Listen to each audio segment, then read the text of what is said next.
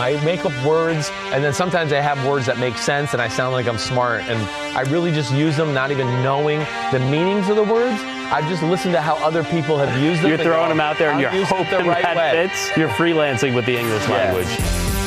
Oh, well, I mean, me in the English language, you knew that already. I mean, It's an adventure. It's an adventure. It's a wild adventure every time. It definitely is. I like that you're throwing things out there, and if they work, they work. I try. Sometimes I just come up with what I heard earlier, but that's what we'll do, and I'm sure I'll do that a few times today. Happy Earth Day, everyone. I hope everyone is enjoying this special day. We only have one Earth, as I know, so let's try to take care of it and continue our knowledge of what we need to do to take care of it.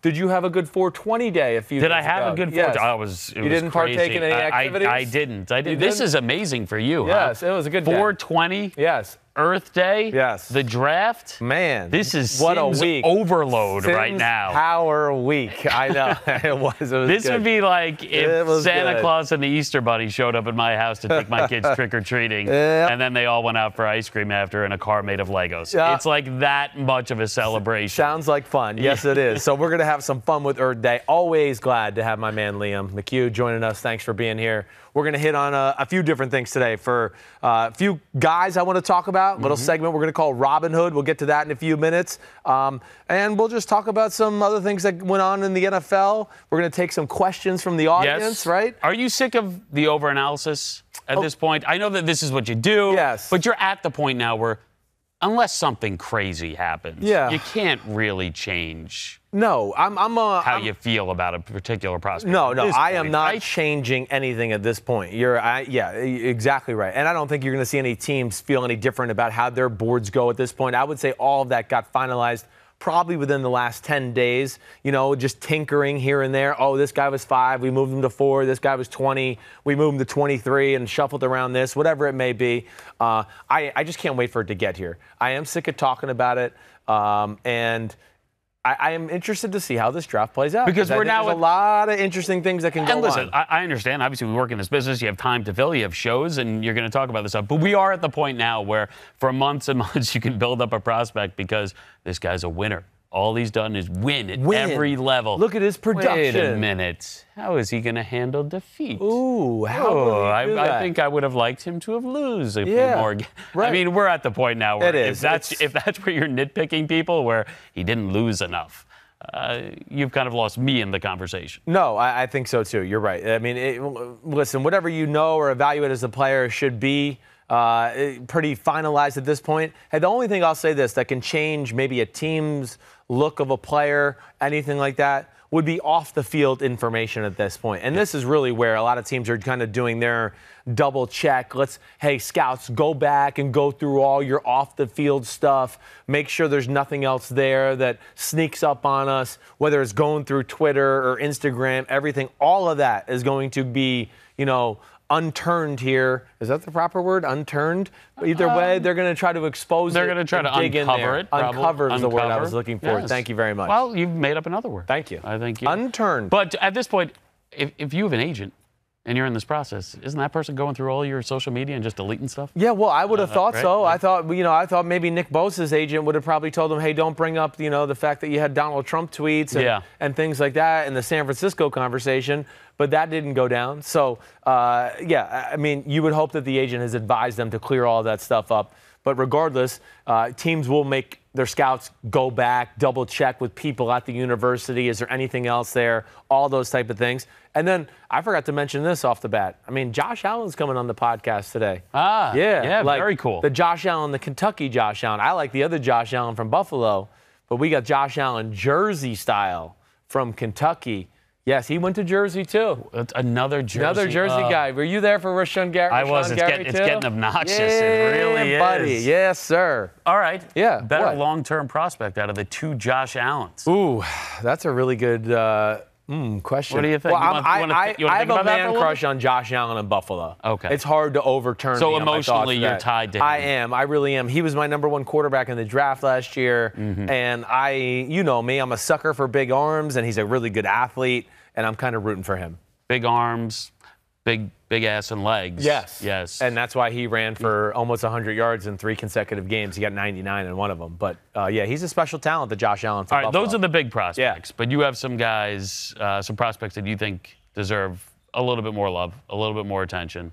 You know it. All right, this is Robin Hood? This is Robin Hood, and you're going, what the hell is Robin Hood? There I am. I asked for, like, the Kevin Costner Robin Hood. No, that's the 1973 cartoon Robin Hood. Okay, my kids watch that. Okay, that's good. And it's a 73 cartoon, so you hope that they don't pick up on certain things and ask questions that are really uncomfortable. Right. Like, it's just a harmless cartoon, please. I don't know if I've seen the 73 one in a while. I always go to the Kevin Costner Robin Hood, okay? God. He's a ladies' man. He's good with the bow and arrow. It just fits me. That's what I thought. That is a horrible movie, and you need to go back and watch it. First off, Costner has no English accent at all, or if he's trying to do one, it's so bad. Valid point. He doesn't. They do have the guy who plays the sheriff is the what is he? Sheriff of Nottingham? He is the villain from Die Hard. He is. He's the guy that gets thrown off the building. You're right. And I believe Morgan Freeman performs the first C-section in British history. What a movie. I forgot about that. What a film that is. That's why I wanted to be Kevin Costner.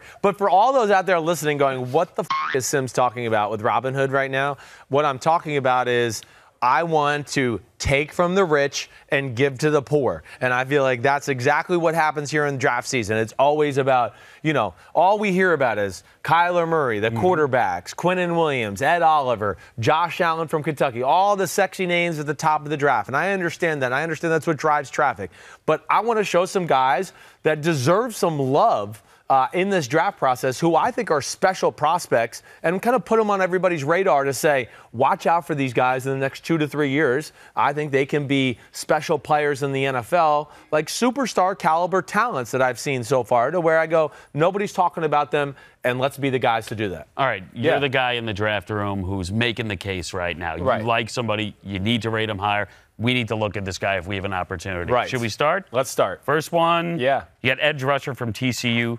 You have L.J. Collier. I was late on this guy, okay? I'll be the first to admit. A lot of edge rushers. A lot of edge rushers, and I just didn't get all the way down the list to where he was until, a little bit after, really, I had already evaluated about 10, 12 defensive ends, and then had a few friends tell me and ask me, have you watched this guy? And I was like, man, I just saw a little of him. I haven't really watched him. But L.J. Collier, to me, is would be one of the steals of the draft, and I think he's really a guy that deserves to be talked about in the end of the first round conversation. I'll just put it out there like this. L.J. Collier, 6'2", 280-something pounds, coming off the edge. First of all, I think he's got more high-end talent than a guy like Clelin Ferrell from Clemson. I think he's more talented than that. If I re-ranked my edge prospects, if we got that, let's throw that up there if you're watching. It's 1, Nick Bosa, 2, Rashawn Gary, 3, Montez Sweat, 4, Josh Allen. Number 5 would be L.J. Collier in front of Brian Burns, Jalen Ferguson, and then Clelin Ferrell, who are, let me just say, all of these guys are top 40, top 45 prospects in the draft. I don't think there's any question about that. It's a special group this year. There are some people that the size is there. Yeah. 6'2", 280. Right. Huge wingspan. Right. So he looks like he looks the part. He looks the part. Some people wonder about balance, athleticism within that frame. I'm glad you're asking me that, first of all, because, first of all, his athleticism and balance is really what makes him special to me, okay? From this aspect. When he rushes the passer, Liam, his ability to, shake people, or I'm going to come in real fast and then stop and then do something else again. His suddenness, his twitchiness, his explosiveness that way. He ran a 4.9 at the combine. He's much faster than that on the field, and he is special one-on-one to where he can make offensive tackles and guards miss. Now, the balance thing, it comes up in my notes, but it's not his fault. Okay, this is the thing I'll say out there, and I think a lot of evaluators miss out on this. If you're playing defense end, Annie, I'm going to stand up for 2 seconds, okay? If you're playing defense end, okay, and here is the quarterback. He's over here like this. Okay, now your defensive coach calls something to go, we want you to stunt inside and go all the way from outside the tackle in between the guard and center. Okay, so when you're first have to be like this. Well, if a team has a running assignment where they're pushing or blocking you down, there's nobody on earth that can go 7 feet to the left on a full sprint with a 300-pounder on their back and go, I'm going to just stop here in the hole and hold it all down. That doesn't happen. And I think that's where people get misevaluated with certain things like that. It's not realistic to even expect him to be able to stop. Khalil Mack wouldn't be able to stop. You know, you go Michael Bennett on the Patriots wouldn't be able to stop. You go through it, it does not matter. So I think people sometimes knock people because of unrealistic things you're asked to do in your defensive scheme. They see him on the tape. They see him off his feet on the ground. Oh, how can this guy it's an easy thing to do. Yeah, exactly right. But he's a special pass rusher, and for his size, his quickness, and, you know, I'm into bend. His ability, like we see when we go to Notre Dame games or anything like that, guys that can get real low and turn the corner, he has that ability, yes, and I think he is a guy that deserves to be in that 25 to 35 conversation. I'm glad we gave him some love. All right, so you're going to stand up throughout this one? No, that was the last one. Good. I'm not standing. All right, good. This is it. All right. All right, let's go Darnell Savage. Yeah, Maryland, safety. Woo, like this might be one of my favorite players in the NFL draft. And to me, this is the second best safety in the draft. Jonathan Abram from Mississippi State, I will give him the title holder. Darnell Savage, 5'11", 198 pounds, ran a 4.36. Yep.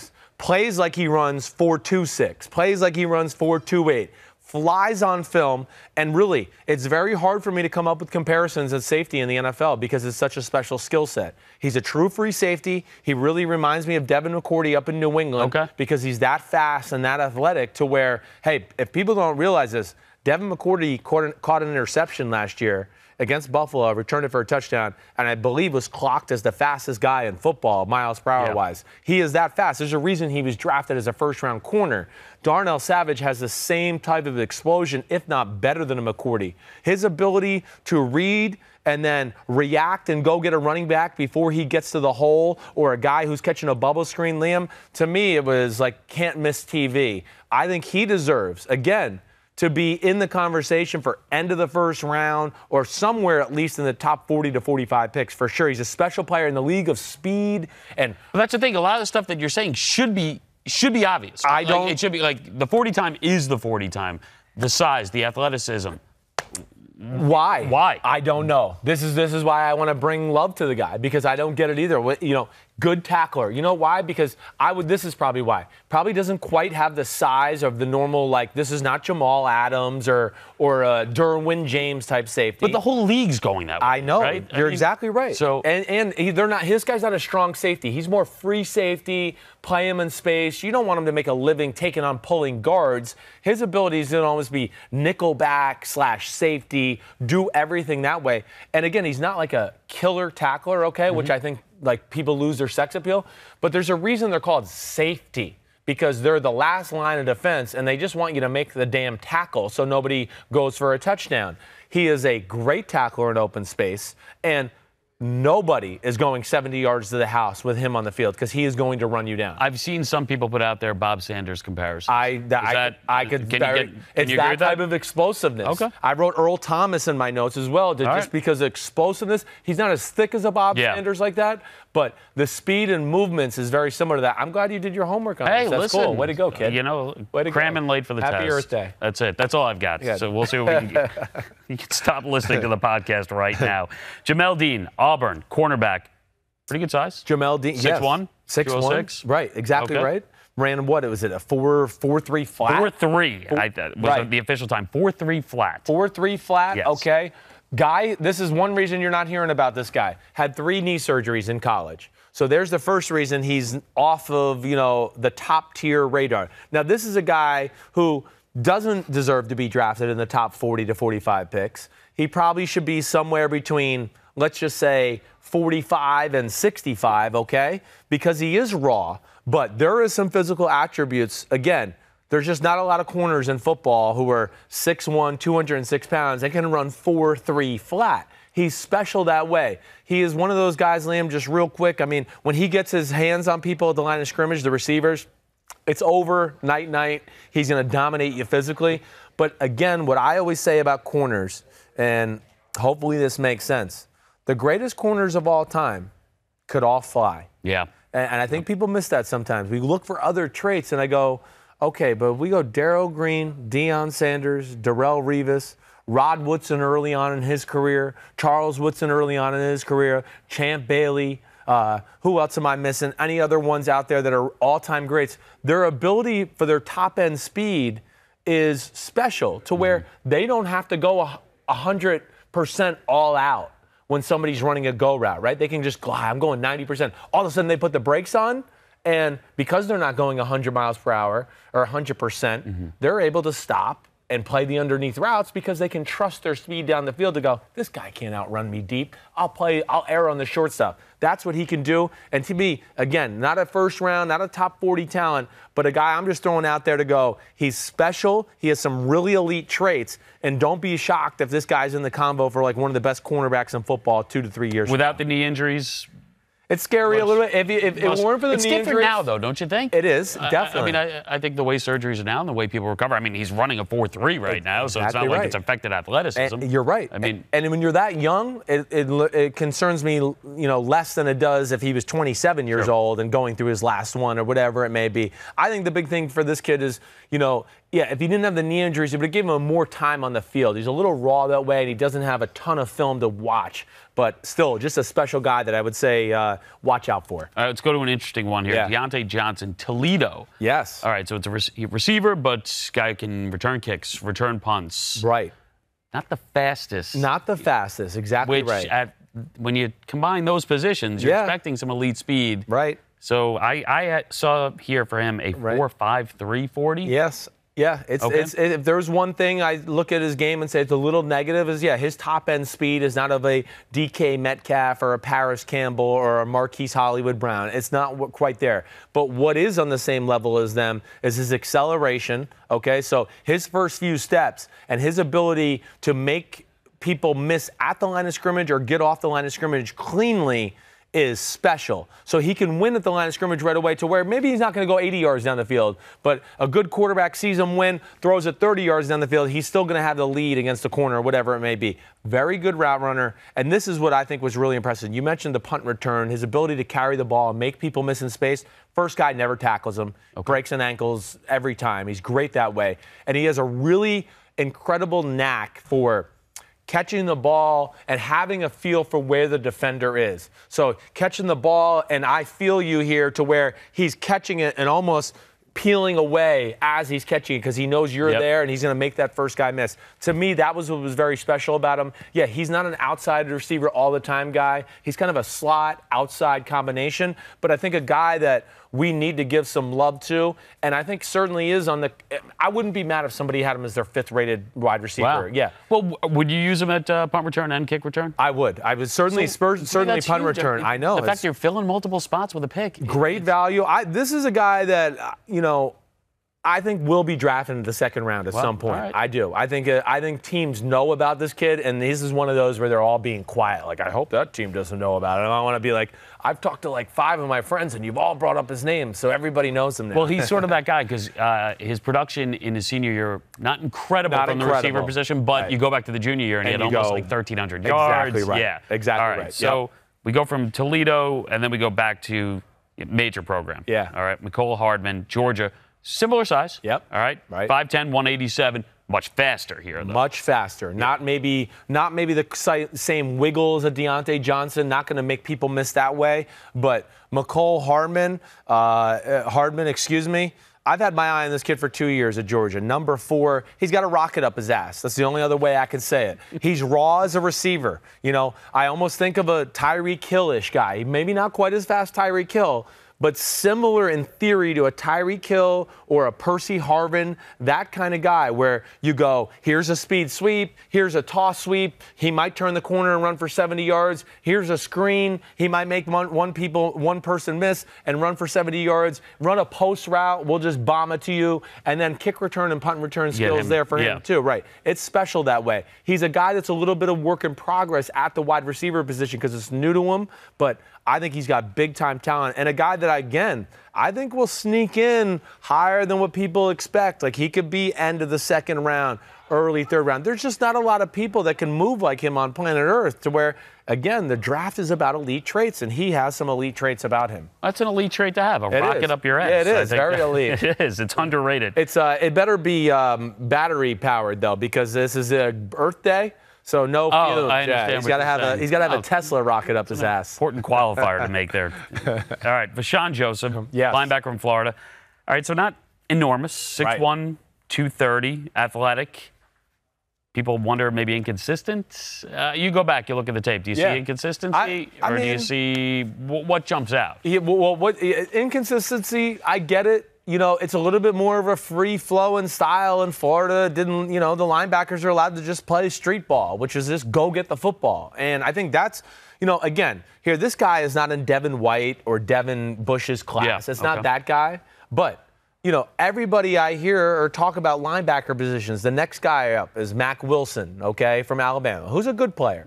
And then the next guy after that is the kid from Clemson, who I'm blanking on his name, or Jermaine Pratt, who we've seen from North Carolina State, who's a middle linebacker. I like those guys, don't get me wrong.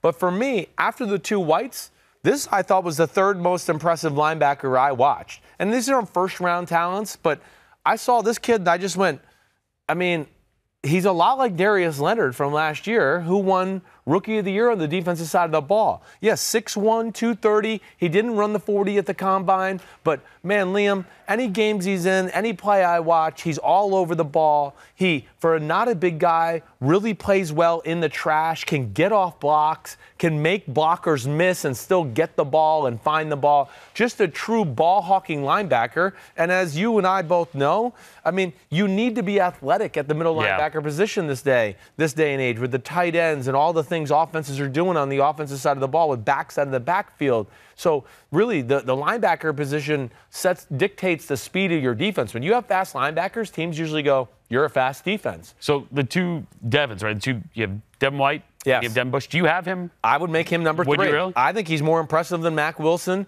Okay. Might not be schooled as well, might not be technically as perfect as Mack Wilson, but I think there's more elite plays and elite film on him to where I go, whoa, Mack Wilson can't do that. Okay. I know he can't do that. And I like that aspect, especially when we're talking about guys in the first 2 or 3 rounds of the draft. All right, we'll finish with this guy, Jace Sternberger, Texas A&M, 6'4", 250, tight end. 6'4", 250 tight end. This, for me, is the third best tight end in the draft behind the two Iowa kids, right? Sternberger ran a 4.75 at the combine. Film is much faster than that. I always write what my guess is after I watch a few plays. And for him, I wrote down 4.65. I thought he really, on film, looked every bit as fast as T.J. Hawkinson from Iowa. And a little bit more of a lumbering style, kind of runs with big strides and flat feet like Gronkowski does. Yeah, it really is. To me, to where I think this kid is an end of the first-round talent. I really do. Where I wouldn't be shocked if New England at 32 went with this type of guy. People around him, catches the ball fearlessly, has an unbelievable catch radius. And, Liam, I think the thing that, the negative would be not as good as a run blocker as I'd like, but the tools are there. I even wrote in my notes, he's kind of just a get-or-done guy. I'm not supposed to let you get here. Well, I'll just get you, and you won't get there. He's not going to crush somebody. You're not going to, all the time. And I think that can be learned. And when you get taught technique and you get around other NFL tight ends and you start to see, I got to block this guy. I can't just get her done here. I got to, rely on something else and get her done. I think he has the ability to be a good blocker. But, Liam, this is, I think, the best thing about him. Man, after the catch, he runs through tackles. He runs through contact when he's running routes and has some wiggly, greasy hips to make people miss in space to where you're like, how are they missing him? Because it's not all necessarily like Gronk, where you go why is nobody catching him? Or why is he making somebody miss? That doesn't look fast or quick. But yet you watch the film and go, nobody tackles him or nobody catches him. And I like his game a lot. To me, he is definitely a top 40, top 45 pick. And like I said, I would not be shocked if he went late in the first round. Would you rather have a rocket up your ass or wiggly, greasy hips? I'd rather have the rocket up my ass. Would you? Yeah, in the end, that's really more value. By the way, so this is a guy who actually started at Kansas. Didn't play there. I didn't even realize that. Went to Northeastern Oklahoma A&M. Wow. So he's been to 2 A&Ms. Wow. I did not know that. But here's the best part about this, because you're celebrating Earth Day. Right. This should be your guy because he is a recreation, park, and tourism sciences major. Like it. There you go. I just moved them up 10 spots. You're better than the Iowa guys. I knew it. That's good to hear. Well-rounded guy. So he's one of your people. He is one of my people, yes. Good to hear. Good to hear. But, all right, so these are the guys, Robin Hood guys, that you think should be getting more love. And obviously, you spoke to a guy who's getting a lot of love in Josh Allen. But before we get to him, we have the Ask Me Anything. Oh, baby. Ask Me Anything, which, by the way, I would imagine this week you're getting a lot of texts from people who are just like randomly asking you draft questions. Constantly. People Whether it's my people friends. Who do not want to answer these texts, right? Yeah, like I'm working. Exactly this is right. An actual job. I do get, a fair amount of texts, though. As you know, I'm friends with a lot of people in the NFL. And what I do enjoy about these weeks is I have friends who text me and ask my opinion about certain players, or have you seen this guy? Because they're all kind of just tinkering with things in their head and they want to take information. And not that they're like, whoa, Chris Simms said this. We got to move him up the board, guys. But yeah, I have some friends who are. But if you open their eyes about something, they take a second and maybe look. Just say like, yeah, man, especially the down the line guys. Ooh, this is a guy that I would watch out for later down the line, whatever it may be. So I enjoy that, and also in those conversations, I feel like I always get a few inklings of what they're really thinking too. Yeah, they're starting to give you a hint. Yeah, right. All right, you want to start with this? Here we go. Stephen Pipes. Knowing you think Quinnen Williams, slightly better prospect than Bosa, what would you do if you were the 49ers GM at 2? Obviously, the assumption there is Kyler Murray goes 1. Right. Okay, it's a very good question because you could justify Bosa or Quinnen Williams at number 2. You really could. And I think Quinnen Williams is, yes, for me, the overall better prospect. But I think the fit for the 49ers, not that Quinnen Williams wouldn't fit there, I just think the better fit is Joey Bosa. Again, I've said this before. The 49ers have drafted 3 defensive tackles out of the last 5 drafts. They got the 2 Oregon kids in Armstead, DeForest Buckner. They got Solomon Thomas 2 years ago. So it's not a real position of need. So to me, it makes the most sense. You can get a special defensive unit if you got the 2 Oregon kids at defensive tackle, and then you got D Ford at the other DN, and now you got Nick Bosa. That's when you get into, whoa, this might be one of the best defensive ends and or defensive lines in all of football type of conversation. They run a Seattle scheme. They put a lot of pressure on their front four. That's why I think it will be Nick Bosa ultimately. It's strange, right? Because you draft for need, but it's not really a draft for need. Yeah. Because the talent's there. Yeah, exactly right. The talent is there, and it also, yes, where does it match on the board too? And at number 2, there's the defensive guys across the board. There's really no offensive guy to be had at number 2 other than maybe Kyler Murray. And we expect him to be gone. We'll see. Yeah. All right, number 2, unbiased takes. Should the Raiders use a late first-round pick to trade for Frank Clark? Ooh. I would not be mad at that. That would be a smart. I think that would be a really smart move by the Oakland Raiders. I hadn't thought about this at all. Is it a move that you think fits their plan? I do. I think he fits their plan because Paul Guenther is kind of the Mike Zimmer type defense, which has a lot of similarities to the Seattle defense at its base core. So, yeah, he could play a similar role within this defense and really feel like, oh, this is what I've been doing my whole life in Seattle to this point anyways. But as you and I both know, I mean, proven commodities are always better than we hope this works out. We think he's really good, but we're not sure. And, yeah, Frank Clark to me is a guy that's, Pro Bowler, going to be a Pro Bowler a number of more times. You got to pay him money. Yeah. That's the other thing that comes along with it. But, yes, if the Raiders wanted to trade away, pick number 27, and Seattle was down for that for Frank Clark, I think I'd do that if I'm the Raiders. Do you think he gets traded on draft night or over the course of the draft period? I'm going to say no. Okay. I don't think anybody's going to do it. All right. Yeah, I think that if there is a team to do it, I think the Raiders are the team that makes the most sense. I don't think that the other teams we look at with multiple first-round picks, I don't think the Giants would do that. And I don't think the Green Bay Packers with their 2 first-round picks will do that either. Okay, all right. Third one, Will Aloi, I believe. Yeah. Chris, love the show. Former Ramapo football center here. What up, Ramapo? Does that name ring a bell? What? Say his name again? Aloi, A-L-O-I-A. I did not have my fingers in his ass crack. No. All right. I don't know who that is. There's got to be a better way to say that. All right. What will happen if the Cardinals don't take Murray at 1?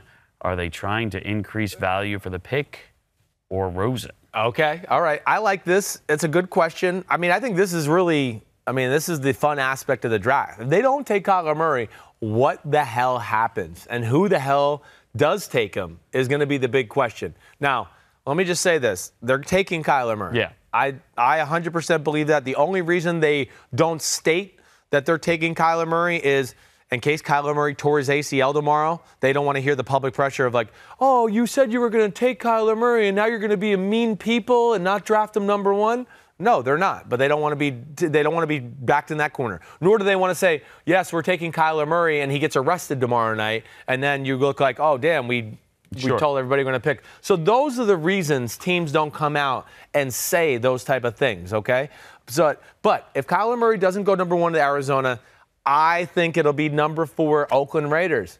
I don't think John Gruden will pass up Kyler Murray if he ended up there at number 4. I just been around Gruden too much. His love affair with Jeff Garcia, his love affair with Russell Wilson when he came out. I watched him on the draft a few years back when Johnny Manziel was coming out, and he thought every team that picked before the Browns should have took Johnny Manziel. So if he likes those guys, damn, he's in love with Kyler Murray because Johnny Manziel is not in the same stratosphere as Kyler Murray. So to me, yes, if he went to number 4, that would be my money that he ends up with the Oakland Raiders. Well, Manziel to me is a guy who's trying to do the things that Kyler Murray does and doesn't do it as well. Exactly right. And then obviously there are other problems. A few of them you might have read about them at some point. All right. Matt Tordeau, I've heard some analysts say that Kyler Murray looks to run first before looking to throw. What do you think about that? Love the show. Yeah. Keep up the good work. Thank you. They made sure to put that. I don't know. We can cross those. Thank you. No. We need to hear more of those. More of those, please. Right. I think that people that say Kyler Murray looks to run first, okay, are either being lazy in their evaluation and haven't really watched, and they've just watched like TV games, or they've watched a highlight package or whatever it may be. Or maybe they got a little too fixated with the Alabama game where Alabama rushed 3 the majority of the game and dropped 8. So Kyler Murray in a number of plays dropped back and it was like, whoa, nobody's open. I have to run. Kyler Murray looks to throw the ball first. It's the reason when we were at the NFL Combine and I had just gotten done evaluating him right before we got there, I was like, well, this guy's the number 1 player of the draft. It's the best quarterback of the draft. I was shocked at how good he was in the pocket and how he wants to stand there and throw and make decisions. So, no, he is a pocket passing quarterback who has the ability to tuck it and run it and scare the shit out of you if he does do that. That's why he's special and being talked about. I think you just remember the runs. Yes. And I think if you're a football simpleton like me, you watch the game and you know he can throw the football. Yeah. But you are still mesmerized after the game with what he can do with his feet. Doesn't mean he's choosing to do that before throwing, and he can throw. Yes, he can. But you remember the runs because they're special. Yeah, and because other guys simply can't do what he can do. No, they cannot. All right, Steve McDetmer, best receiver for the Fighting Kyle Shanahans in the 2nd round.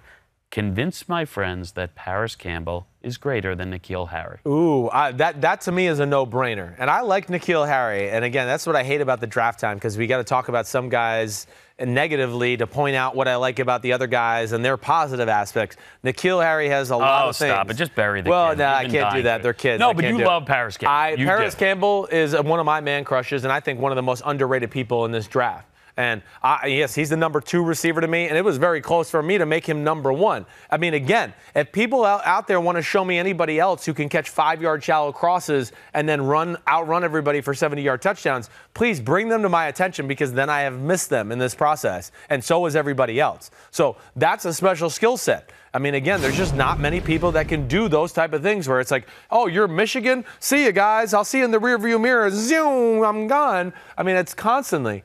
Paris Campbell, yeah. Paris Campbell, sorry, I combined them. Yeah, but we can take both of them. That is, yeah. He's top 10. Paris Campbell, very good route runner, dangerous with the ball in his hands. Again, I said this about Mccollough Hardman, but I think this guy's more of a polished receiver than a Mccollough Hardman. But again, like a Percy Harvin, Tyreek Hill, DJ Moore from last year who went to the Carolina Panthers in the 1st round. That type of guy to where, yeah, he can beat you deep. He can catch a slant route and go for 70-yard touchdowns. You could sweep it, and he might run for 70-yard touchdown. He is a special talent, and I think absolutely a 1st-round talent. Don't you think, and I wonder about this, and I wonder how people evaluate this, because we've seen this over and over throughout the draft. I wonder if people watch film of Paris Campbell and think less of Dwayne Haskins.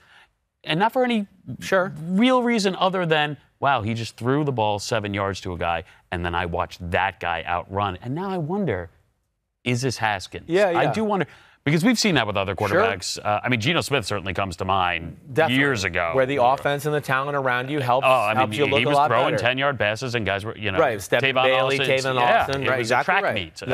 Yeah, it's a very And not that I'm valid point. comparing because I think Dwayne Haskins is better than Geno Smith. Yeah, but yeah, I get what you're saying. I wonder. No, I think that there's going to be some detractors that are going to look at it and go, man, Dwayne Haskins, Ohio State, they made the offense so easy for him. It was, either just stand there and wait for this guy to get open or throw a quick one to Paris Campbell and let him run and make something happen. To where I'm sure people question that about him. I don't question Dwayne Haskins, but I know what you're saying, certainly, and it is legitimate. That's why you have to do your research and continue to go through throws and plays and situations to go, wait, is this the offense or is this the player that can make some plays happen? And I saw enough of Dwayne Haskins to know he can make it happen too. All right. Bruce wants to know, where does Andy Isabella rank in this class? Yeah, Andy Isabella, he is, it's some good down-the-line wide receivers. We talked about the Mccollough Hardman. You just brought up N'Keal Harry, guys that are 6'7" in the pecking order. Miles Boykin from Notre Dame's in that next group of guys. Isabella is... who do you want to say? Wes Welker, Danny Amendola. He's that type of guy. Julian Edelman, except he's probably faster than they were coming out. But truly a jitterbug slot type of guy who I think somewhere third round, mid-third round, maybe early fourth round is where Danny Isabella goes because there's true value to that player in the NFL now. It's no longer just like, oh, we don't need the slot type of guy.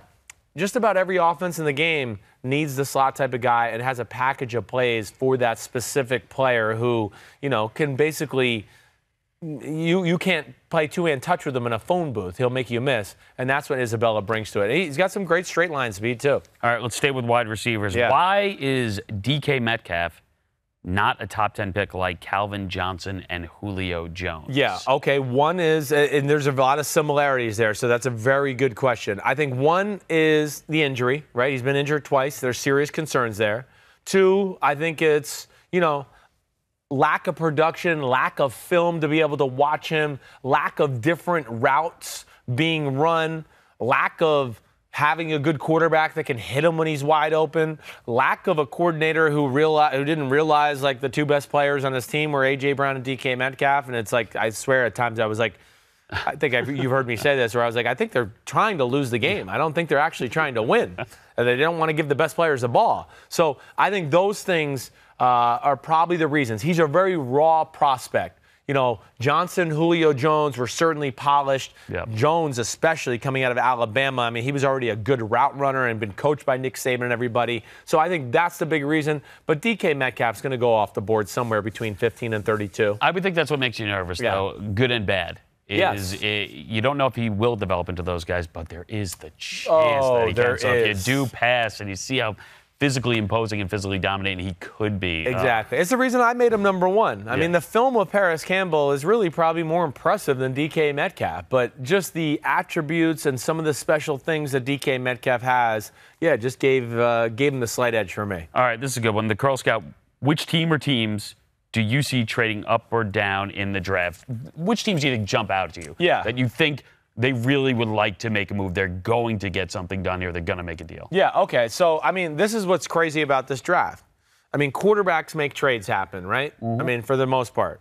The teams with multiple picks, the Packers, the Raiders, I don't think they're in the quarterback conversation. The Giants, I think they're just they'll be able to wait to number 6 for to have a quarterback fall in their lap. So I don't think you're going to get a crazy amount of play for the quarterback situation. Then the other aspect of this is, all right, so who are the other elite guys that people might warrant for trading up? Okay, well, it's a short list for me too. It's the Nick Bosa's, it's the Quinnen Williams, it's Ed Oliver, I think falls into that class. After that, I'm not sure anybody really does. So that's the reason I don't think you're going to see a ton of first-round action, but okay. Well, can I go to the next question then? Because this is interesting. Justin Sandy wants to know, should the Falcons trade up into the top 10 for Ed Oliver? Oh, yeah, that would be great. I'm just not so sure they don't have to go farther than that. That's what I would worry about. I think Ed Oliver is one of the 5 freakiest people in this draft. And I have a hard time thinking that he goes outside of the top 5. I mean, just from the guys I've evaluated, I just think he's he's too special at 287, and the way he runs around. I mean, he runs like he's an awesome third down middle linebacker, except he's 287 pounds. So usually guys with those elite traits go early, and I just don't know if the Falcons have enough capital to make that kind of. Well, it's funny too because happen. this is almost where we started with Ed Oliver. You're right. Right before Everyone the college kind of football thought it was season, and gonna then be, it's been this roller coaster, and wow, look where we are. Look where we are. Right back, and he could be a top 5 Right pick. back in the top 5. You're right. Exactly It's right. funny, yeah. It kind of went down this wormhole late in the season. Nobody wants the draft to happen more at this point than Ed Oliver. You're right. He doesn't know where this is going to go. Just get it over with. Yes. But I think that's where the trade conversation gets, very weird. Okay, hey, maybe the Redskins love a quarterback. Maybe they decided they want to trade up into the top 10 to get a guy. Okay. The Miami Dolphins at 13. Maybe they're sitting there at 13, and let's just say maybe Dwayne Haskins is still on the board at number 9. Maybe they make a move up to go and switch with Buffalo. Those are the ones that jump out to me right off the bat. And then when you get into the other conversations, it's going to be a little bit more of who you fancy on the front line. Like, is Buffalo sitting there going, wow, I need Ed Oliver. Does Buffalo need Ed Oliver? Oh, they might. Sean McDermott's the defensive coach. Maybe he wants a guy like that. It's those type, or maybe it's Quinnen Williams. But those are the type of moves that I see. There are the teams that I would say are the players that are a part of this. But I think it's going to be a weird draft for trades. I don't know if necessarily a ton of them are going to go down. All right. So we move on. The Jets are dying to get out of number 3. And, okay, but you can tell there's not a lot of action for it right now. But the Jets, do you think they take Ed Oliver? If they can't move? I do. Yeah. I'm like just starting my mind. And now the center of that defensive line, Yes. You got problems with, right? And I connect these dots. Like Greg Williams, you know where he was? Yeah. He was with the St. Louis Rams, and they drafted Aaron Donald. Yep. And I just look at it and go, oh, all right, they already got Leonard Williams. I don't think Josh Allen from Kentucky is worth the number 3 pick of the draft. Ed Oliver can kind of kill 2 birds with 1 stone, where you could say, whoa, he's Aaron Donald. He can play inside, but he could also play defensive end and be a pass rusher that way too, to where I don't know. That just seems to make too much sense to me. All right, next one. Your thoughts on Jonathan Abram? This is a guy, I love violent, aggressive safeties who play on 100. That's what John Abram is. Is that what you see? It is what I see. Jonathan Abram, the safeties haven't got a lot of talk in this draft. You heard me talk about Darnell Savage. I prefaced that with Jonathan Abram is the best safety in the draft.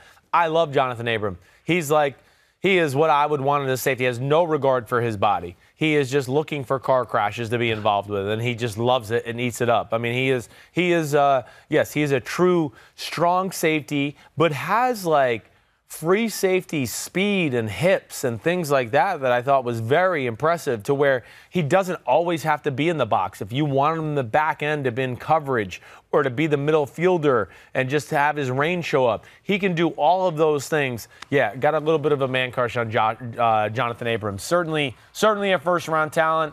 Just where does he go? I mean, with teams that need safeties, does he go to the Chiefs at 29? Does he go to the Rams at 31? I don't know if the Raiders, obviously the Raiders, they could maybe be in that conversation. So all of those. What's up, Rob Hyland? How you doing, man? Rob Hyland, great. If his Cavs were in the draft conversation, he'd be in the top 5. Honestly, if that was part of the combine, there'd be an ISO cam. Oh, ISO cam. Yeah. He's the guy that's in that Liberty Mutual commercial that's riding the bike with huge calf muscles. That's him. There he goes. Yep. I think he's just been going up and down the steps the whole time, working on them. Yeah. All right. Let's stay. We had safeties there. We'll move on. Oh, this is interesting. So you've basically been talking safety. So, I mean, can you give me position ranking after your first 2 or 3? Yeah. I would say for me it would go Jonathan Abram, then would go Darnell Savage, and then I think after that I would go with the kid from Delaware, Adderley, right? And then probably the kid from, I need to pull these up. That one caught me by surprise. And then I think I had the Washington kid. Hey, you didn't want to know the question. Rapp. No, I think it was Rapp. Taylor Rapp would have been my next guy up into that conversation. Oh, no. I'm wrong. Next would be Juwan Thornhill from Virginia. Okay. Who's another guy that I almost thought about putting on the Robin Hood thing. Juwan Thornhill, 6 foot, 205 pounds, 4'4", 240. and had a 44-inch vertical. That's a This specimen. is a monster defensive Yeah, draft. right. It's amazing. It is. So he would be probably the guy I would go with after Adderley, but I certainly think even all these guys I just mentioned are first and second round prospects. All right, let's stay with position rankings. Yeah. Offensive line. Right. What do you have there? Cody Ford Yep. would be my number one tackle in this draft. I am a huge Cody Ford fan, so that's number one to me. Number two is Greg Little. Okay. Yeah, you don't have the Alabama. No. You don't have Williams at number two. No, a lot of people do. Two. I know they do. Right. And first of all, Jonah Williams can't play tackle in the NFL. Yeah. So he's a guard all the way. And I like Jonah Williams, but I would say if you maybe rank guys that I think are a hair overrated in this draft process, he'd be one of those guys. Okay. And I don't mean that to be a jerk, Jonah Williams, in case you listen to this. I just mean people talk about him as a top 10 pick, and I don't see it that way. I think he's more of a 15 or 16 through 32 type pick, but really probably the best guard in the draft. Okay. And there's not a ton of big-time guards. But, yeah, I would go Cody Ford 1, Greg Little from Mississippi 2. I would go Dillard 3 from Washington State. That would be my number 3. Hold on, I got them all right here. I would probably go Garrett Bradbury, the center from North Carolina State, if I had to rank my offensive linemen in order, as number 4. Then I would go with our boy you just talked about from Alabama. Then you'd have Williams. Yep. Then I would go Williams there. And then I'd get into a guy probably Caleb McGarry might be my next guy tackle from Washington. And I can go on, but those are the ones that jump out to me. Sufficient for yes, now. Cody Ford is a guy. Liam, I don't get it. He's the best tackle in the draft. He's not the best athlete to tackle. Guys like Dillard and Juwan Taylor, a lot of people have the top 5. I don't have as a top 5 talent in this. Dillard, Juwan Taylor, who else am I missing? Greg Little might have a little better feet than a Cody Ford, but not so much to where I go, whoa, I don't like Cody Ford. And then Cody Ford's power and ability to stop people with their power rush because he's 328 pounds and looks like Jason Peters, he's amazing that way. And to me, that's Orlando Pace. That's franchise tackle. Like, I don't give a damn who you put on the edge. If it's Khalil Mack or a guy with speed, they're going to have issues with Cody Ford. I don't know. That's one of those, in your mind, you make the pick, you put him there, and now you don't have to worry about it. You don't have to worry about it forever. Long. But I'm one of the few people I see that has him as the top tackle in the draft. And to me, I think he's number 1 for me. This is a pretty interesting one from Connor McGinnis. You look back, where would Watson, Trubisky, and Mahomes stack up in this draft when they were prospects? You obviously can't try to take out of your mind what happened here. All right, so you don't include their current NFL body of work. Well, where would they stack up? I will pat myself. I'm one of the first people on Patrick Mahomes. You can go back in my old podcast and look it up. So Mahomes is number 1. Without knowing what you know about him now, if you go back to just college, what I'm saying. Yeah. Okay. So if you watch me coming out, I was going, this guy's Aaron Rodgers, this is Brett Favre. Brett Veach even gave me a credit at the Combine. He goes, I saw you say all those things. I showed Andy Reid when you said it. So I got a little street cred here with Patrick Mahomes. So you have him, and then are you going with? I'm going Watson, too. You had him. Oh, wait, I got to think. I'm thinking about Kyler Murray here. Hold on a second. You'd have Kyler Murray. I'm so used to, I'm going Mahomes 1. Okay. No matter who the it is, okay? Right. He's 1. Fine. Okay. I'm going to go Deshaun Watson, too. But that's what you had back I know, then? but I think Mahomes is special. I'm still going to go with Mahomes 1, Watson 2, Murray 3 as if I had to rank them. Okay. Okay, does that make sense to you? Is that okay? No, I think so. Well, it makes sense also with the modern NFL and the way things are played right now. I think you want those guys, but... Definitely. Yeah, no, you think so. You think Kyler... Well, I don't believe that these were your rankings prior to them getting drafted. I don't think that's... I was huge on Patrick Mahomes. I was saying he was the franchise, he was the guy, no doubt about it. Okay. Yes, so... Then would be Trubisky. So, yeah, it would be... Okay. It would be... Yes, I was high on Mahomes. Go back and look at it. Go back to my Bleacher Report videos. Okay, so you'll see it. You'd have Murray over Trubisky, though? I would have Murray over Trubisky. Murray and Watson would be very close if I was to be honest with how I had Watson evaluated at the time. Because there was a few questions I had about Watson because I was always going, man, I never see his fastball. I want to see his fastball more. I question that. After those guys, so after the 3, you have Trubisky. Do you have Trubisky higher than the rest of the quarterbacks in the potential first round of this draft? I think I would put Drew Lock in front of Trubisky. And Gosh, coming out, no, I probably like Trubisky's film a little bit better than Dwayne Haskins. Okay. It would have been really close. He'd have been in that group right there. But I did like Trubisky's film coming out, and I still think Trubisky has a chance to be a really good player. People are overly critical of Mitchell Trubisky, and I don't get it in Chicago. I'm constantly having to defend him when I go on radio or TV there, and I don't know. I think he's got a chance. I know he's not Deshaun Watson or Patrick Mahomes, but he's still really good. Yep. And they can win a Super Bowl with Mitchell Trubisky. All right, we're going to really change gears here. Yeah. Alexa Fiesta. All right, a lion, a great white shark, and a T-Rex are still on the board. Who do you draft first? Wow. It's different positional value there, you know. I mean, shark's slippery as hell. Yeah. T-Rex can overpower you. T-Rex isn't going to play receiver. No, Lion's got small positional versility to me. Yeah. You know, I'm a cat lover. You can't even throw cats in there. I'm going with the lion. Really? Yes. Well, because I feel like the lion needs a lot of rest. You need- It needs a lot of rest. Sharks, am I wrong? Does a shark basically die if it stops swimming? well, that what no, happened? it's something like, did they get turned on their belly? Because They will high actually motor, go into right? like a That's like your coma. classic high motor guy. Like he's got to keep He's going. got to keep going. Okay, yeah, he's got a fierce appetite. He does. For the quarterback. T-Rex is enormous. T-Rex, yeah. He can't And two-gap. He's a little yes. short with his arms, so he's not going to be able to hold people up. And for any announcers, like he literally ripped his head off. It could apply to the T-Rex at that point. that. I think Yes. the T-Rex is in You're there. going number one? I am. You're going I T-Rex? am. And you're out of your mind with that lion.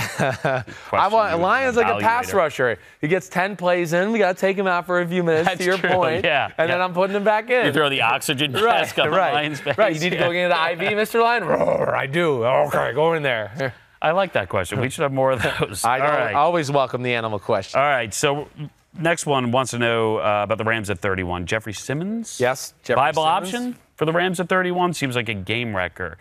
When healthy, you can maybe put him next to Donald. And Yes. they have a versatile, and dynamic 1-2 there. I would think Jeffrey Simmons is the young man who tore his ACL in preparation for the combine, and he is without a doubt a top 20 pick if that didn't happen. Okay. So I think there is a chance that he is on the board for them. You know, the only thing I'll throw out there in that conversation, the Rams, let's just say a Bradbury from North Carolina State's on the board. You know, they could use some help on the interior offensive line a little bit. It was a little bit of an issue for them last year. They lost Roger Saffold, who was their best interior offensive lineman. So that would be D tackle, interior O-line, and maybe safety because they lost Yep. to LaMarcus Joyner would be two spots that I would look at that certainly are up in play for the Rams at 31. And a couple of those safeties you mentioned could be right Could in that be right in position, that and spot. you may not be able to pass on Exactly those right. guys. All right, so Kevin Vaughn wants to know, this is interesting. Raiders, Gruden, Mayock versus the Scout story. Yeah. All right, Yeah. from over the weekend. Right. An actual big deal or just kind of one of these stories that happens and the media gets excited about? What do you think? It's not a big deal to me. At its base level, I think if you didn't, you weren't around football all the time in an NFL organization, I understand how people would look at that and be like, whoa, that's crazy. Okay, but most scouts during the draft have nothing to do with the draft. They are literally sitting in a room watching TV just like you and me are for the draft. Okay. Because they've done their work. And now it's up to the big wigs and the GM and the head coach and the owner to figure out, the pro player personnel guy, the director of college scouting, how they want to, rank the board and position by position and how it goes from there. So again, scouts have very little say in the matter as far as draft day is concerned. Maybe a GM comes out and goes, hey, Liam, you're in charge of the Southeast, right? You've seen Florida and Florida State. What is that third rounder from Florida State? What did you think about him off the field? Yeah. What did the weight coach say about him? Okay, maybe the Raiders are going to miss that aspect, but that's not a huge deal. The point is this. A lot of these scouts and people are not a part of Mayock and Gruden hiring them, so they don't know them on a personal level. Okay. This is the biggest draft in Raiders history. Yep. Right? I mean, it's John Gruden, 10 years, $100 million. They're about to go to Las Vegas. They want to get off on the right foot. It's all the carryover from Khalil Mack. Exactly right. Yes. They got to make this happen, so they don't want any leaks. And I have no issue with that. I understand what they're doing there. I think a lot of those guys probably won't be with the organization for much longer anyways, and they make some moves there and get some of their own people in. All right. Nate Moore wants to know, was there a guy who you pounded the table for as a scout that made the Patriots team? First off, Were you pounding the table while you were there? I feel like Definitely. I feel like you weren't pounding the table. If I was pounding the table, they were like, was that your last what day are on you the doing? job? Yeah. Do you have an issue? Is something? Do you have a twitch problem? Is your arm cramping? Because you shouldn't be. Stop pounding the table. Yeah, Let's start there. Yes, right. Let's start there. No, I can't say that there was anybody there. As I was in charge of like making tapes for the Northeast eligible draft guys. So I always had to have tapes of those guys ready. And let's see, out of the year I was there, we did draft Chandler Jones, who I made the tape for. Now, it's not because I made the tape, but that was exciting going, oh, I've really seen this guy, and this is cool that we're going to draft him. We did draft an Aaron Dobson from Marshall, I believe, in the second round, a wide receiver who ended up having a foot issue and really never got to play up there. But pounding the table, no, that did not exist, nor was I allowed Chandler to. Jones does not owe his entire career. Definitely to you not. at this No. point. Well, what's great about New England, and this came up right before we went on air, but New England is, again, the scouts are not in the room. The main room they have has a metal garage door over the big board, okay? The door itself is locked to get into the door with the locked garage door that goes up to show you everything they have. And it's literally, I mean, like, Bill Belichick and anybody that goes in the room, they, like, put the key in and they look I like around. to think of Belichick walking around with, like, a giant key, like he's the He does have a bunch of keys. medieval dungeon master or something. It's kind of like that. And he wiggles it, and they go in, and they lock the door. But nobody gets to see that big board except for about 4 or 5 people.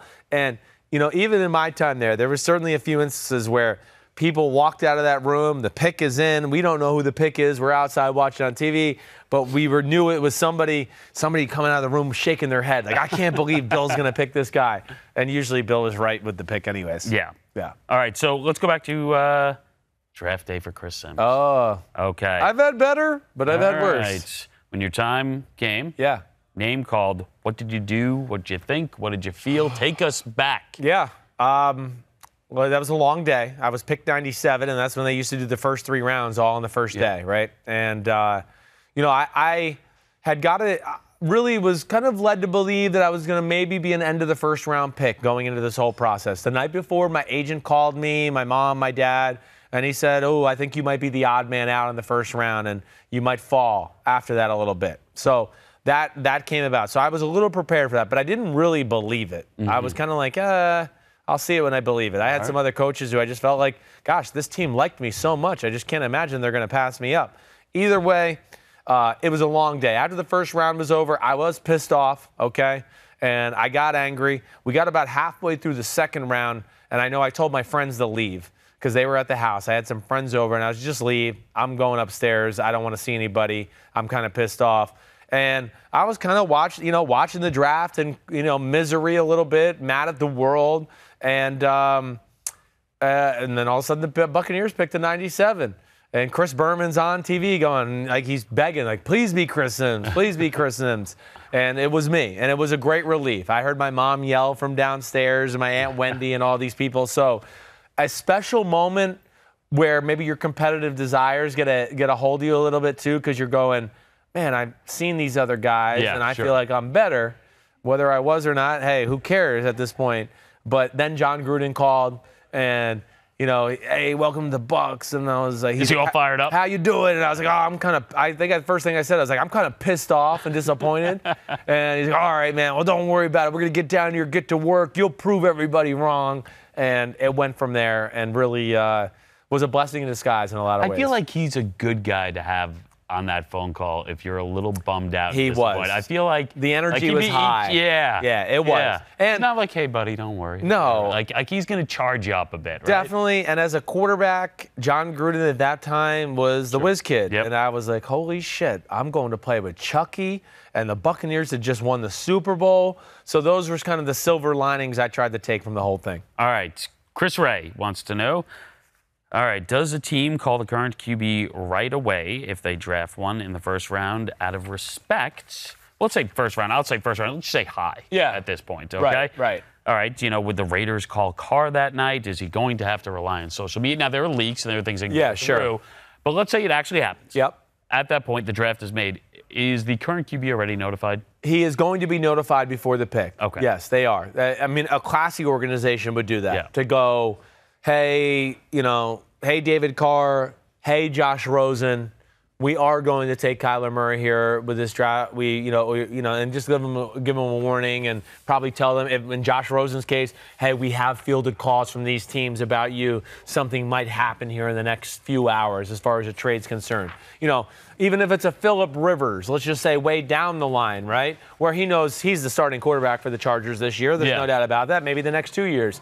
They still would probably call him too. Just to let him know, because he's the captain of the ship, and go, hey, Phillip, just letting you know, you're still our guy, but we are going to kind of get some young blood into town, and we're going to draft, Dwayne Haskins or Drew Lock or Daniel Jones, whoever it may be, and just to let them know. All right, your Carr, your Rivers, your Manning especially at this point, but I mean, you're getting some notification. Definitely. You have to. Definitely, okay. yes. All right, so let's go to defensive side. We were talking about tweeting. Yeah. All right, you bring it to Nick Bosa here, these anti-cap tweets, the pro-Trump tweets, any possibility that you think he'd actually be a divisive figure in the 49ers locker room if they go ahead and select him second overall? Guys are going to look out of the corner of their eye at him from the start. He's going to kind of have to prove himself as a man in the locker room, for sure. Yes, he is. I mean, it's not where he's going to walk in and people are just going to judge him like judge a book by its cover and be like, oh, guy's an asshole, guy's a racist. It won't go down. That does not go down like that in the NFL.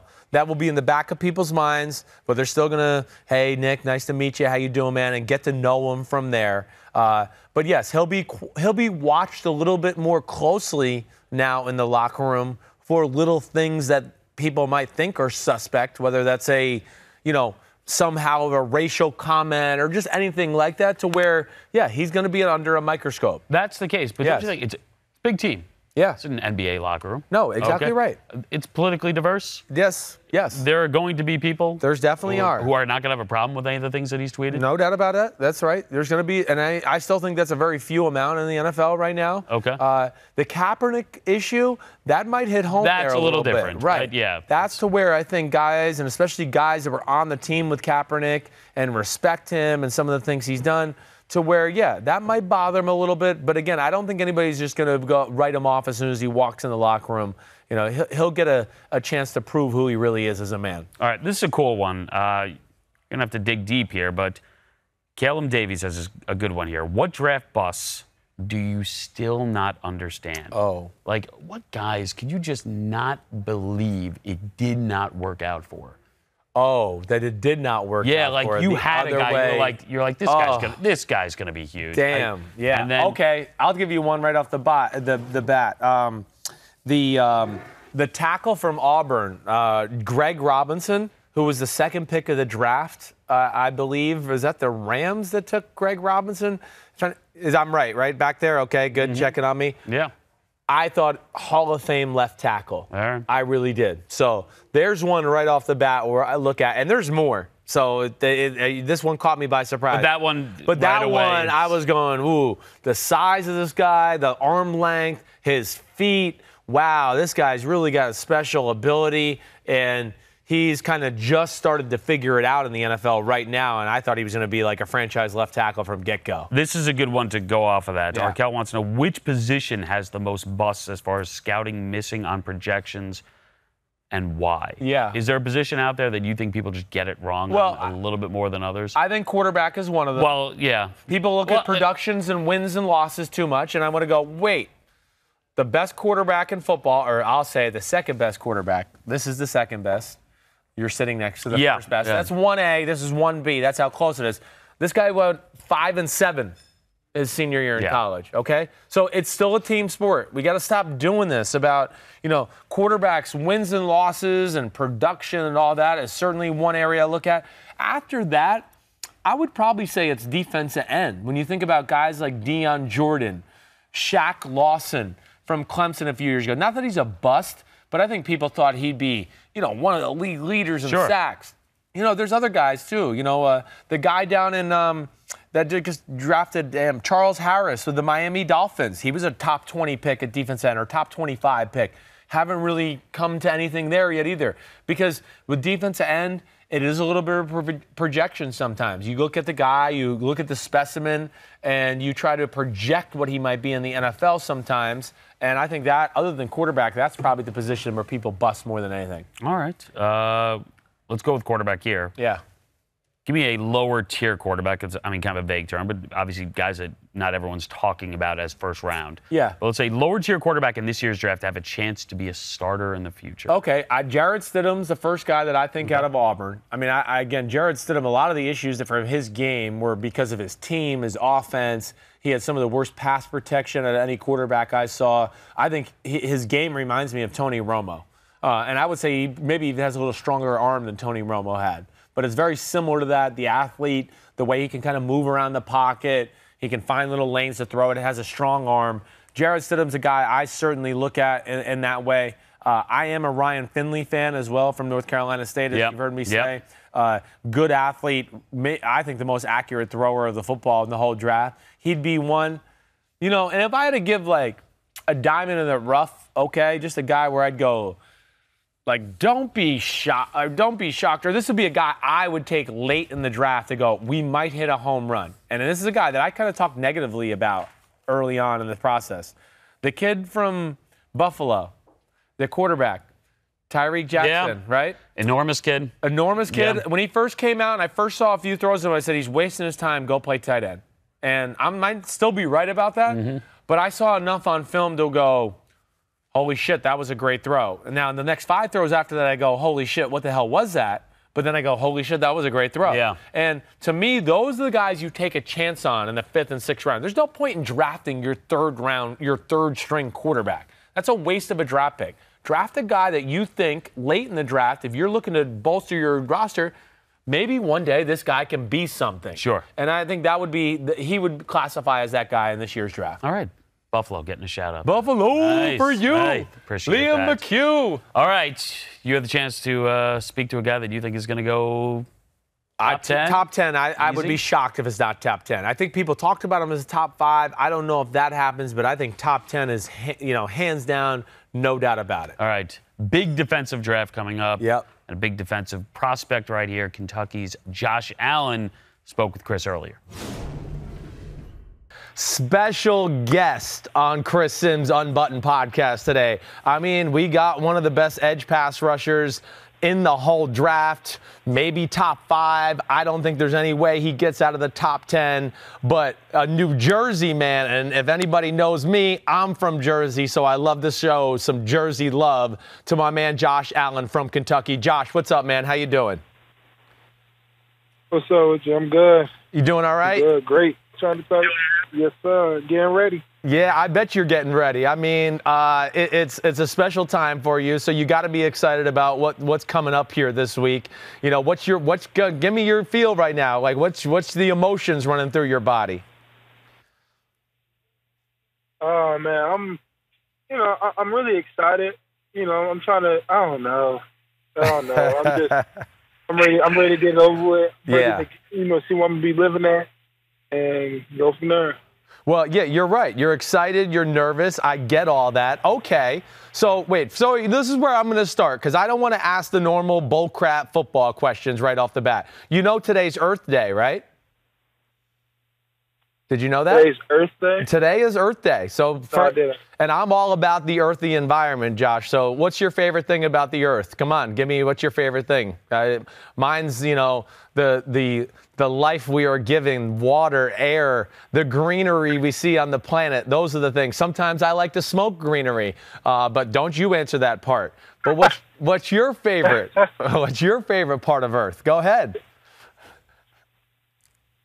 That is still in one piece. Okay, that's good. That's where I like. That's where we want to keep it, in one piece. Okay? And then this is the other thing I looked up about you. Your July 13th birthday, right? 1997? Yep. Do you know your birth sign? Do you know what your zodiac sign is? A Cancer. Yep. Okay. And do you know anything about being a Cancer? I love this, that I'm asking a big, tough football defensive end of these questions. So do you know anything about a Cancer? Yeah, everybody says it's the best sign ever. We're like the best people in the world. We get along with everybody. You do that. You're highly intuitive. I looked all this up because highly intuitive, but very self-protected. And I could see that. Are you a self-protective person? Your animal sign is a crab, which has a hard shell around it. What do you think? Do you find yourself to be a self-protective person? I can definitely see that. Yep. Okay. It says you also care about. You can definitely see that. Okay. Yes. It says you care about family a lot. Things like that. That's true? That is 100% true. Okay, and it takes you time to warm up to people. Like you're probably talking to me, some asshole right now, and you're like, whoa, it's going to take me a little time to warm up this guy. So that true too? I just want to know. I'm getting a feel for you as a person. No, I feel like I just talk to anybody. Okay. I talk to anybody and everybody, and once I know you, it's like, damn, we're like family. Okay, that's good. That's the Jersey in you. That's the big mouth Jersey in you. Okay, and then this is the other thing I want to know, because you just recently were engaged, right? I just got married. You got married. Congratulations on that. One of the things I read about your sign is that the woman sometimes has to make the first move. Now, I just want to know, did this happen with you? Did you make the first move? Did she come to you? How did this work out? The man side of me wants to say she did, but I went up to her. Okay, that's good. All right, good. All right, so now we got all that out of the way. Now I feel like I really know you. Okay, so let's get into this. Just so far, talk about how many visits you've made in the draft process and kind of just what it's been like for you throughout this whole thing so far. I've been on 8 or 9 visits, all good visits. I'm really enjoying the time. You know what I mean? Because one of those teams, or maybe not, I'm gonna be a part of. You know what I mean? And just meeting all the coaches and seeing how each facility is different, and like being the people, meeting everybody. You know what I mean? I don't know. It's just, I think I'm a sucker for that. Yeah, I get it. But I'm definitely enjoying myself. I'm definitely enjoying myself for sure. Yeah, well, you should. You should. Well, we're gonna see Thursday. Yeah, we're gonna see Thursday. Okay, so out of those visits, I mean, I want to ask you some fun questions. Like, come on, give me you don't have to tell me where you went or anything like that. Feel free to if you want to. But like, let me hear, what was the best meal you had on your visits? You try any new foods? Any good restaurants on all these rich billionaires' dimes? How did that all shake out? I mean, I tried to eat good. You know what I mean? I try to do as best as I can to eat good. But Egypt. Go ahead. Went to Roof Chris. Roof Chris is a classic. Yep. Then we went to. The best thing I did though, at one place I played golf. Not like they had like a simulator in the restaurant. Right. They had like a simulator in the restaurant, and like, at first I was just gonna play it cool, like, no, I'm not gonna play, and then like I just forget it. You know what I mean? And hello. Yeah, I'm here. I'm listening to you. I'm enjoying what you're saying. I actually. So how'd you hit it? Are you a golfer? Because I'd like to actually see you swing and hit a golf ball. I mean, I actually got a video. I can see you a video if you need one. But like, over time I got better, and then I got competitive and got all sweaty. I had to come out my button up. It's a real competitive, thing to do. But I loved it though. I'm thinking about. I think you about to give me one for my birthday, ain't you? No, yeah, that's right. I am. Actually, no, I'm not getting you anything. You're about to be a lot richer than me, so you can buy it yourself. Okay. All right. I want some of your money. Yeah, I know you do. I know, and thank you very much for wanting to spend my money. But I have a family to worry about right now, so I'm not sharing it. Maybe if we get to know each other a little bit, and you let me into your trust tree and the circle of trust, we could do those kind of things. And maybe I will buy you some golf clubs, and we could play. But I'm not giving you any of my money yet, even though you are from New Jersey, and I like you a lot. We'll see. All right, we will see. All right, so.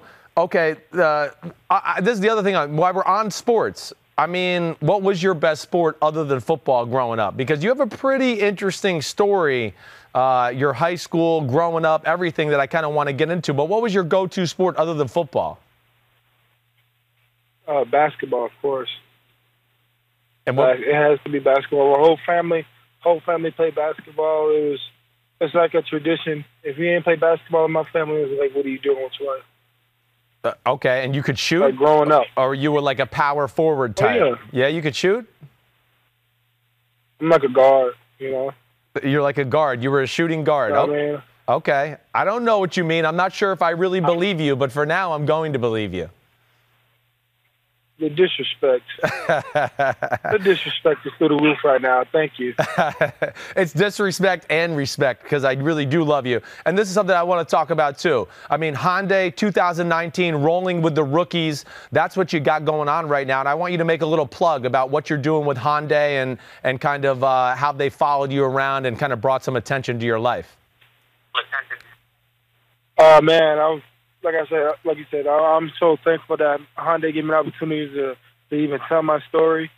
Yeah, we went back home. You know, I had the opportunity to go back home to New Jersey and, you know, tell my story, like what you said. And it was just, and it actually brought me down memory lane. I started thinking about everything. I'm like, oh, my goodness. And then got to rekindle moments with my best friend who was there with me, my mom, dad, aunt, and uncle. All my family was there. Just telling my story to them, you know what I mean? And then having them hear everything and then, like, telling their stories about how it was growing up. It's just a blessing, man. You know what I mean? I'm just so thankful I got the family that I have. And so I want to thank, you know, Hyundai for even giving me an opportunity. Plus, the car was sweet. Yeah, it is really cool. And if anybody wants to see that, that video is online at Hyundai's YouTube page or their social media channels. So certainly check that out. And I want to ask you some of that stuff that went on there. I mean, you know, you talked about your journey. I know a little bit about you. I heard about you your senior year at high school at Montclair. I heard about this tall kid that played defensive end and was an athlete. I remember hearing about you. But how about the people listening to my podcast right now? Explain to them your journey in high school and some of the things you went through and the challenges you had to face. So growing up from Montclair, New Jersey, born and raised, I moved to Alabama my freshman year of high school to get out of a situation that I thought I was better than. You know, wasn't going to play football, just going straight basketball. Ended up meeting the coach my first day down there, and the head football coach at the high school. He looked at me. He's like, "Yeah, just come out and try out for the team. Whatever, you gonna like it." Man, I went out there first day, got body slammed, got picked on, got hit up and down. And crazy thing is, I didn't even play. You know what I mean? So I was just like the practice dummy. Yeah, you were Rudy. I mean? You were Rudy Rudiger. Basically, you know, that was me. And then when years got by, I started to get better. And then by my junior year, I ended up becoming an all-state receiver for that high school, for my high school in Alabama, and getting looked at by a lot of colleges. And then I happened to move back to New Jersey for my senior year, and I had to start the recruiting process all over again. So I started out with I had 0 offers. And then I played a whole new position. I moved to defense. So now I got to play a whole new position, learn that, and, you know, and start all over.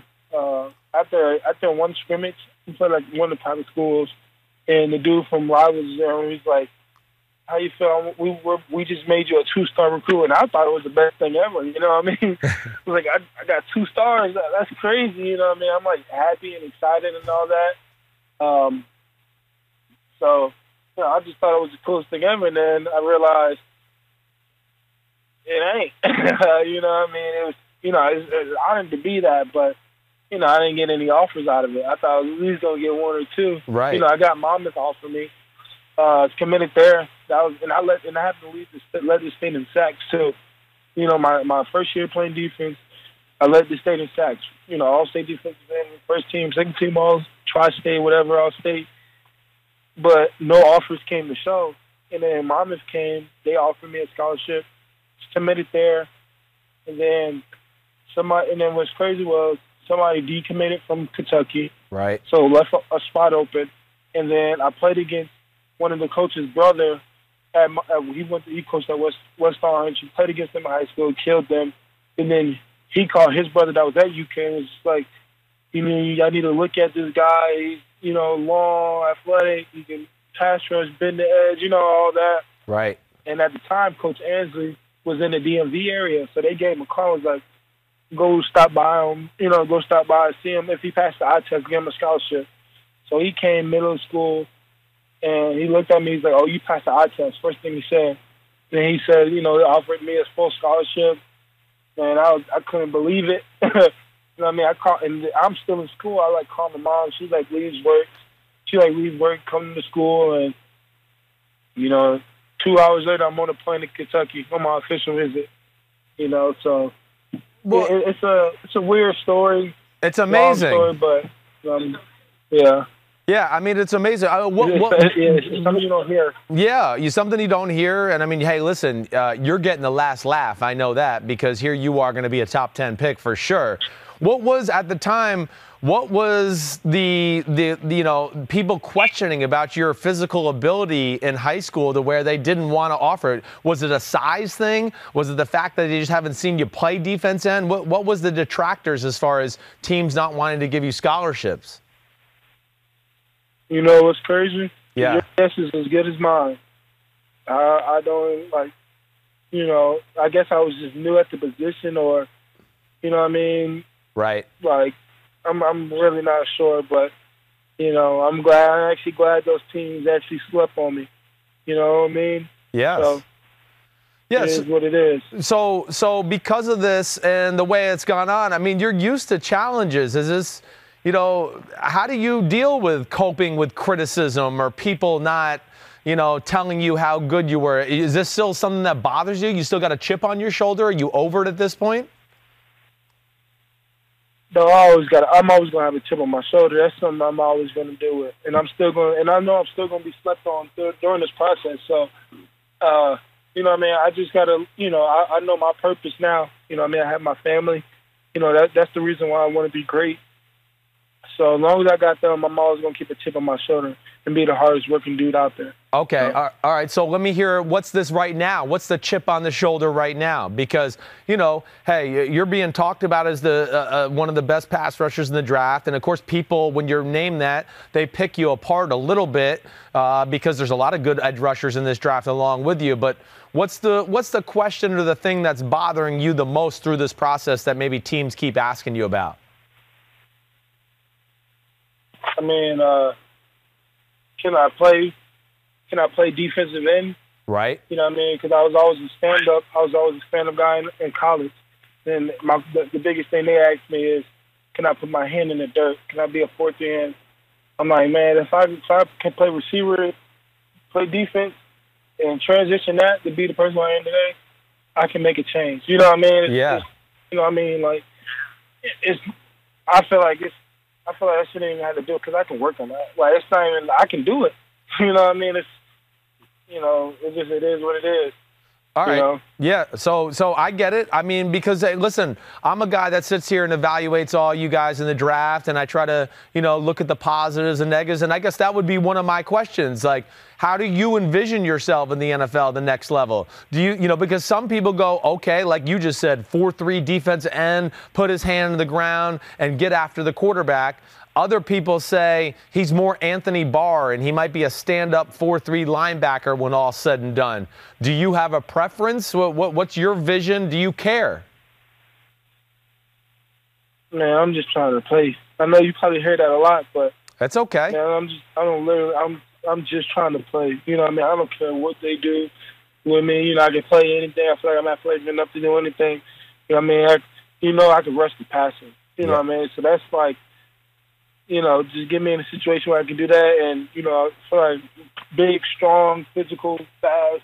I believe I can do it all. You can do it all. So, if a team think I can't do it, I hope I see them on Sundays. You know what I mean? Yep. And they gonna feel me. So I've been doing it my whole life, and I'm not gonna stop now. Okay, so here we are a few days out. You got a feel, and of course you don't have to name the names. I don't want to get you in trouble, but you got a feel for the one or two teams that might draft you. You think you got any gut on that yet, or are you totally in the dark and have no idea how this plays out? I literally have no idea. I don't want to have an idea, you know what I mean? Because I want it to be a surprise, and plus I don't want to be butthurt. You know what I mean? I don't want to be like, oh, I'm going to go this, I'm going to go that, and then they trade that pick or they draft somebody else. Now I'm hurt. You know what I mean? I want it to be a surprise. I want it to be, you know what I mean? So I'm really just taking it day by day and enjoying the process. Good for you. I mean, you should enjoy the process. All right, so I got to just, before we go, I want to ask you like 2 or 3 more, fun questions. First off, you're about to be rich. Like you said, you're going to buy me a pair of golf clubs. What's the first thing you're going to buy for yourself? I don't know. No, you I don't haven't know? thought about that yet. I got myself a nice Rolex. Now, I was picked 97, so I didn't get the same cash you did. I probably would have got a little more icy of a Rolex if I got picked where you got. So you don't know yet. You haven't thought about that part of it. That's it. But it's getting close, though. Okay. But if I always tell myself before I get anything, I either tell myself, do I want it or do I need it? You know what I mean? Very wise. I always tell myself, do I want it or do I need it? That's a good logical thing to do. That'll stop you from, wasting a lot of your money, because I know I wasted a lot of my money on shit like that. So that's good. Keep saying that to yourself. Okay, all right, so here's another one. You played in the SEC. You guys were the best football conference in college football. I always like to ask dudes like you this. Who's the best player you played against in college football? Who was the one guy that you just went against and said, damn, that guy is a freak show? This year? Anyway, anytime in Kentucky. I don't care. Whoever it was. I just want to hear who jumped out to you when you were out there. And maybe you didn't play against them. Maybe it was on another team's defense. Just somebody where you were on the field and you were amazed by the guy's ability. It's crazy. I'm gonna say Isaiah Wynn. Okay. I think he's the best guy I played against. And then this year, Juwan Taylor. But like athletically gifted, I would have to say like Lamar. Lamar Jackson. Yeah, for what he did. Right. At Louisville, you know what I mean? Yeah. It was crazy. It's crazy. It's pretty crazy. But in the SEC, I feel like who's the best person I played against? Oh, Alvin Kamara. Okay, that's a good one. Yeah. Yeah. Oh my goodness. Oh my goodness. Why you say that? What he's doing now, he did that in college. Yeah, I know. I still don't know what the hell Tennessee was doing. They didn't give him the ball enough when I watched his college film. I wanted to go, are they trying to win games? Exactly. Yes. Okay, so that's good. Yeah. Go ahead. What do you want to say? Finish it off there.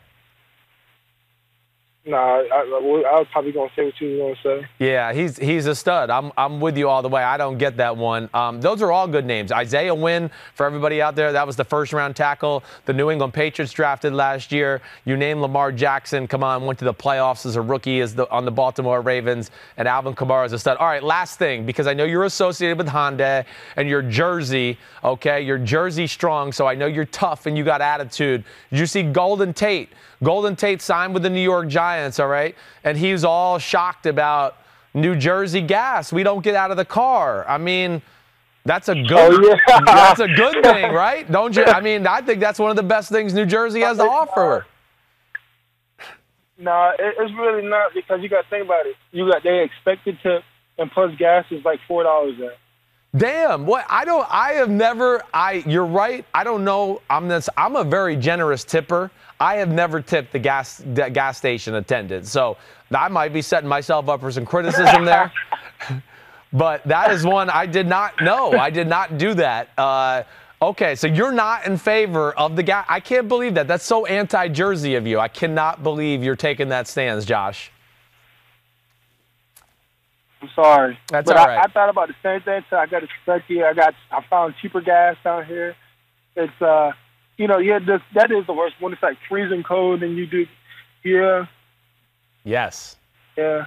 That's when it's good. All right, man. Yeah, that is true. You the man. I appreciate you coming on the podcast. I'm really rooting for you, man. I hope you kick ass, and good luck with everything this week. Yes, sir. I appreciate it. Thanks for having me on. All right, man. Keep it Jersey strong, kid. Keep it going. Yes, sir. Be good. Sir. Be good. Let's get back to the more important things. Earth Day. Did you hear his answer? He asked Earth him what's Day. his favorite. You asked him. What's his favorite thing about Earth? He says the fact that it's still intact. And I want to go, yeah, thanks. But that's where we've gotten here on Earth Day. You can't argue We're just with happy it, it's still it's here. a pretty good reason. That's a great reason. But we're hurting it, and we need to help it. And this is a special day, and I love the Earth. You are Captain Planet.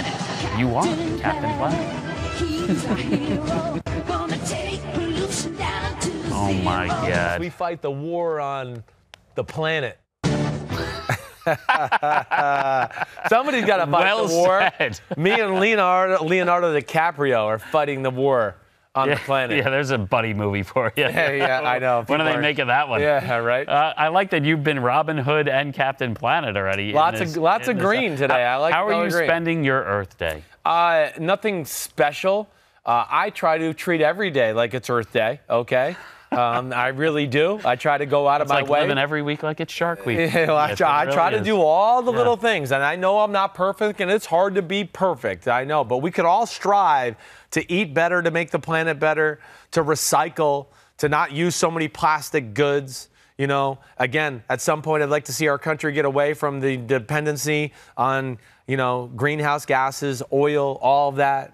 Let's reduce the red meat intake a little, okay? Methane, 20 times stronger than gas or carbon dioxide. When a cow goes moo, that's methane. We don't all need a steak for 3 meals a day. We're okay. We're not male lions in Africa, so let's tone it back on that. Beans, not beef is what I'd say. Okay, don't litter. All right? And global warming, everything around that, it's real. We know it's real. As much as some people want to say, we have all this technology. NASA, CIA, they're all telling you we can see the gas in the air. We know how much carbon dioxide's out there. So that is causing issues. We know that the temperatures have risen in the ocean, in the atmosphere. The North Pole is melting in front of us. All of these things are real. As much as people want to say, oh, we're not sure, blah, blah, blah. No, we're pretty sure about this. In fact, the scientific community is more in agreement that global warming is real than tobacco causes cancer.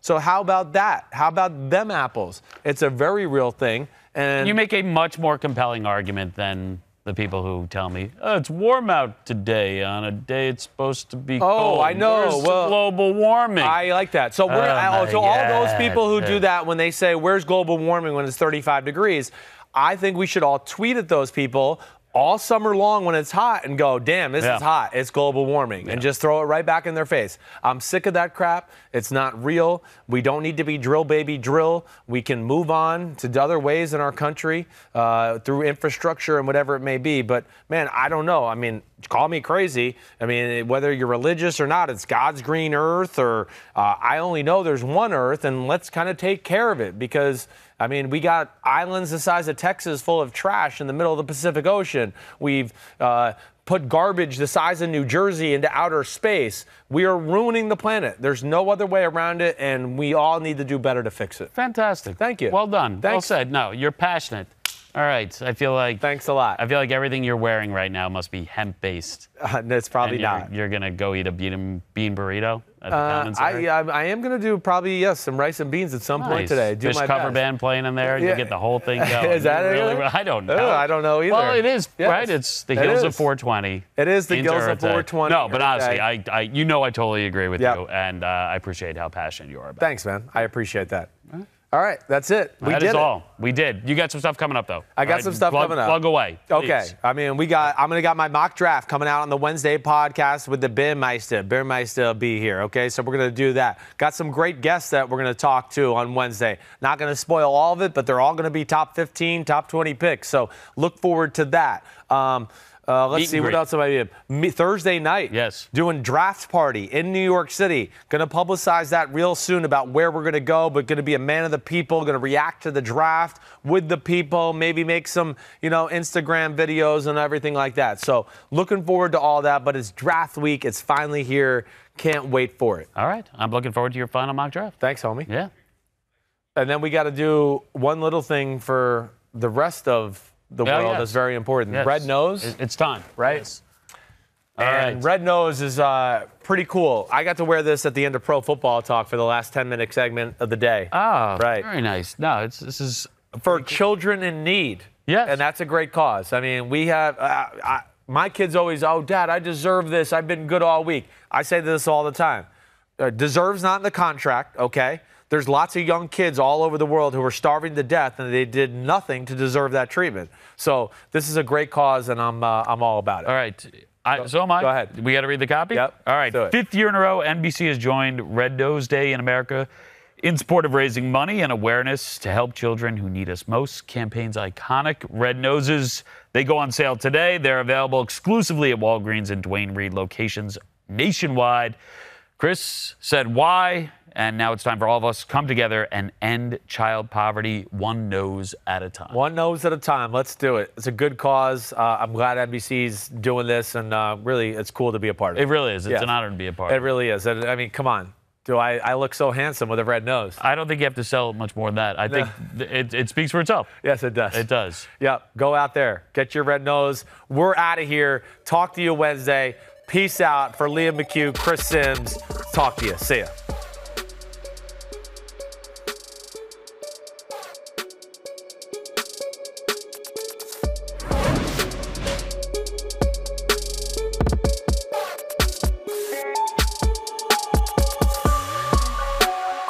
Yo, what's up? Come on, man. Subscribe on YouTube to Chris Simms Unbuttoned Podcast. I need you. Please hit the subscribe button, please.